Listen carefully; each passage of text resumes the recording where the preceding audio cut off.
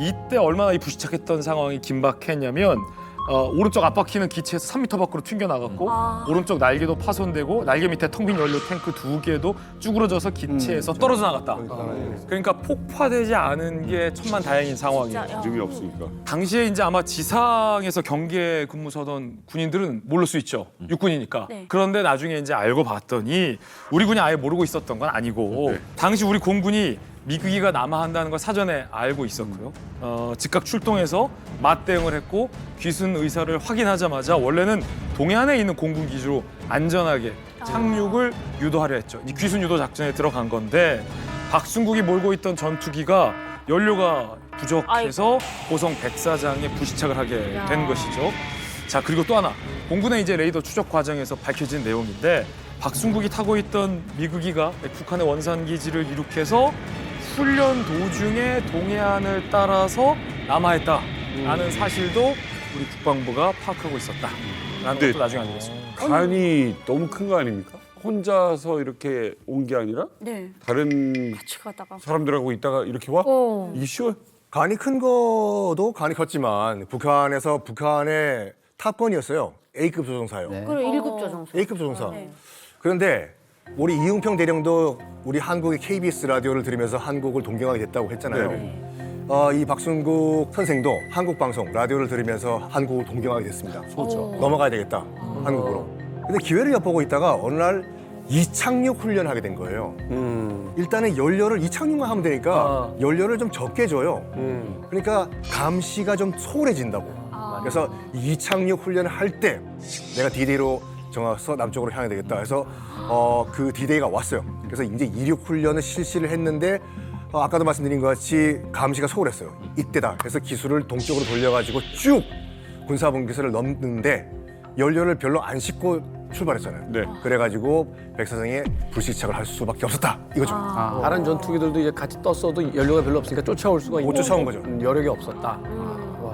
1급 조종사니까 살아난 것 같아요. 야, 거의 박순국의 인생 극장이 아닌가 좀 생각이 드는데 빠밤 빰빠밤 빰빠밤 그래 결심했어. 이 남한과 북한의 이 선택지 이 중에서 남한으로 비행기를 틀은 게 신의 한 수가 되지 않았나 그런 생각이 듭니다. 자, 그러면은 우리가 역사적 사건을 잘 알듯이 북한군이 귀순을 하면은 그때 당시에는 뭘 합니까? 기자회견 해야죠. 뭐 우리 정보당국이 바로 이제 기자회견장 준비하죠. 해병대회도 하고. 2시간이면 기자회견장 만들어요. 1971년 6월 5일 박순국은 자신과 비슷한 시기에 이제 귀순을 했던 이성근과 함께 귀순 기자회견을 합니다. 그때 영상 저희가 준비했는데 함께 보시죠. 여기 보시는 북한괴뢰 미그 15 전투기는 북한괴뢰 공군 박순국 소좌가 몰고 주전선을 넘어 강원도 고성군 거진 해안 모래사장에 착륙 귀순한 것입니다. 이처럼 북한괴뢰 정주 군인들이 자유의 품 안으로 속속 귀순하는 것은 붉은 직하의 학정이 어떤 것인가를 그대로 입증해주는 일이 아닐 수 없는 것입니다. 자, 6개월 훨씬 넘었어요. 이야. 지난해 12월 북한괴뢰 공군 미그 15기를 몰고 귀순한 박순국 씨와 전 북한괴뢰 외항선 갑판장 이성근 씨의 공동 기자회견이 열렸습니다. 이들 두 사람은 한결같이 공산 북한괴뢰의 악랄한 전쟁 준비 음모를 폭로하고 대한민국에 귀순하는 길만이 살 길이라고 판단해서 자유의 품에 안기게 됐다고 귀순 동기를 밝혔습니다.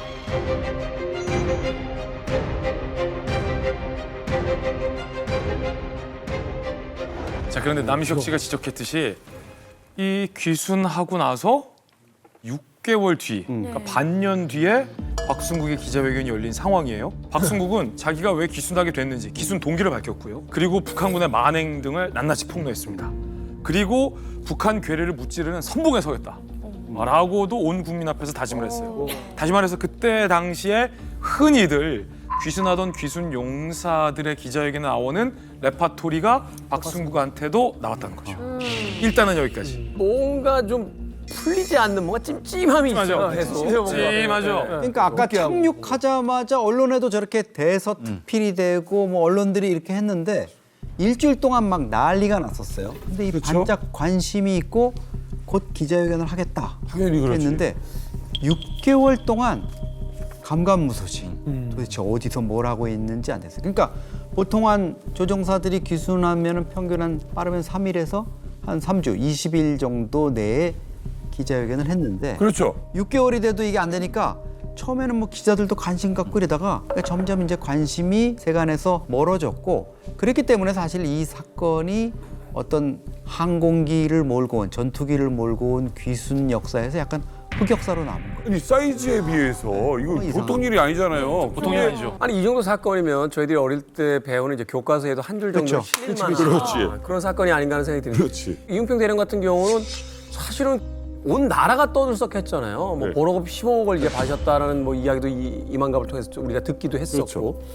그런데 미국이 이제 기종만 다른 것 같아요. 미국 15기라고, 네. 저 19기고 이용평 대령은 아니 뭐 기종 차이 때문에 그렇게 홀드했을 리는 없고 선전이라는 건 사실은 그 때와 타이밍이 가장 중요한 거잖아요. 전 세계가 주목하고 있고 우리나라에서도 굉장히 그 관심이 있었던 그 시기가 아닌 반년이 지난 뒤에 기자회견을 한다? 뭔가 이 이야기가 숨겨져 있는 듯한. 지각이. 그럼 우리도 이렇게 뭔가 게임직하고 구린내가 난다라는 생각을 하고 있잖아요. 당시에도 뭔가 구린내가 난다라고 생각했던 의심을 했던 사람이 한 명 더 있습니다. 종씨 누굴까요? 의심 한 명이 더 있다고요? 한 명 더. 누군가가 의심을 또 하기 시작했어요. 마이클리. 정답.